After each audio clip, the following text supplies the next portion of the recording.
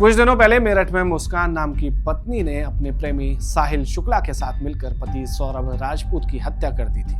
मामला ठंडा भी नहीं हुआ था कि मेघालय में नई नवेली दुल्हन सोनम रघुवंशी ने अपने प्रेमी राज के साथ मिलकर पति राजा रघुवंशी को हनीमून पर ले जाकर मार दिया, ऐसी खबर आई। ऐसे में पतियों के हाथ पैर फूलने लगे। लेकिन आप घबराइए नहीं, मध्य प्रदेश की कोर्ट की एक टिप्पणी को सुनकर आपको थोड़ा मनोबल मिलेगा या मनोबल दुरुस्त हो जाएगा। दरअसल मध्य प्रदेश हाईकोर्ट की ग्वालियर खंडपीठ ने एक महत्वपूर्ण फैसले में बिना सहमति के हासिल किए गए व्हाट्सएप चैट को साक्ष्य के रूप में स्वीकार करने की अनुमति दी है। जैसा कि समझ आ रहा होगा, ये मामला एक वैवाहिक विवाद से संबंधित है, जहां एक पति ने अपनी पत्नी पर विवाह के बावजूद अपने प्रेमी से संबंध रखने का आरोप लगाया। सीधी भाषा में कहें तो अफेयर। मामला पारिवारिक न्यायालय में चल रहा था। पति ने निचली अदालत में पत्नी के खिलाफ कुछ सबूत पेश किए। यह सबूत उस शख्स ने पत्नी के व्हाट्सएप चैट से लिए थे, जिसे लेने के लिए पति ने पत्नी की इजाजत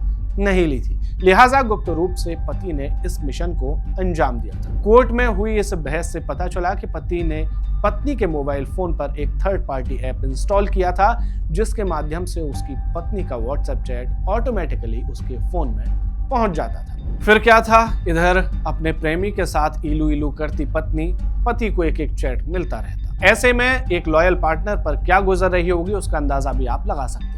अब इन्हीं चैट को पति ने सबूत के तौर पर कोर्ट में पेश करते हुए दावा किया कि इस चैट से यह साबित होता है कि पत्नी का किसी तीसरे व्यक्ति के साथ विवाह के उपरांत भी संबंध है। निचली अदालत में इस सबूत के पेश किए जाने पर पत्नी ने इसका विरोध किया और हाईकोर्ट में अपनी अपील की। पत्नी के वकील ने दलील दी कि चैट को प्राप्त करने के लिए महिला की सहमति नहीं ली गई थी, जो कि निजता का उल्लंघन है और साक्ष्य प्राप्त करने का अवैध तरीका भी।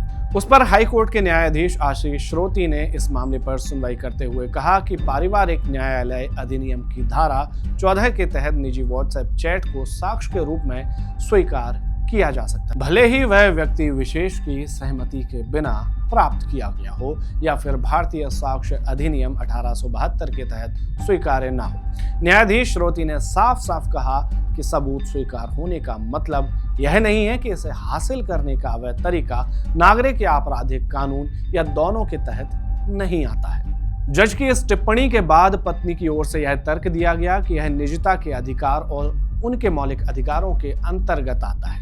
इस पर न्यायाधीश श्रोती ने कहा कि हमारे संविधान के तहत कोई भी मौलिक अधिकार निरपेक्ष नहीं है। इस मामले में दो मौलिक अधिकारों के बीच का टकराव है, निजता का अधिकार और निष्पक्ष सुनवाई का अधिकार। दोनों ही संविधान के अनुच्छेद 21 के तहत आते हैं। ऐसी स्थिति में निजता के अधिकार को निष्पक्ष सुनवाई के अधिकार के आगे झुकना पड़ सकता है। मतलब किसी की निजता से कोर्ट के अंदर चल रहे केस में फेयर ट्रायल को जज श्रोती ने ज्यादा महत्वपूर्ण बताया। कोर्ट ने स्पष्ट रूप से पारिवारिक न्यायालय के पास इस सबूत को स्वीकार करने का अधिकार है, ऐसा कहा। न्यायालय ने यह भी कहा कि वैवाहिक विवाद पर अंतिम निर्णय देते समय किसी विशेष साक्ष्य को स्वीकार करने या खारिज करने का पूरा अधिकार पारिवारिक न्यायालय के पास है। इसके बाद कोर्ट की सुनवाई आगे बढ़ी, लेकिन जज साहब की इस टिप्पणी अब चर्चा में है, क्योंकि अभी तक ऐसे भी कई मामले सामने आ चुके थे जब पार्टनर को बिना बताए अफेयर से जुड़े सबूत दूसरे पार्टनर ने हासिल किए हो और उन्हें अवैध माना गया हो। खैर, इस मामले पर आपकी क्या राय है, कमेंट में जरूर बताएं। Subscribe to One India and never miss an update. Download the One India app now.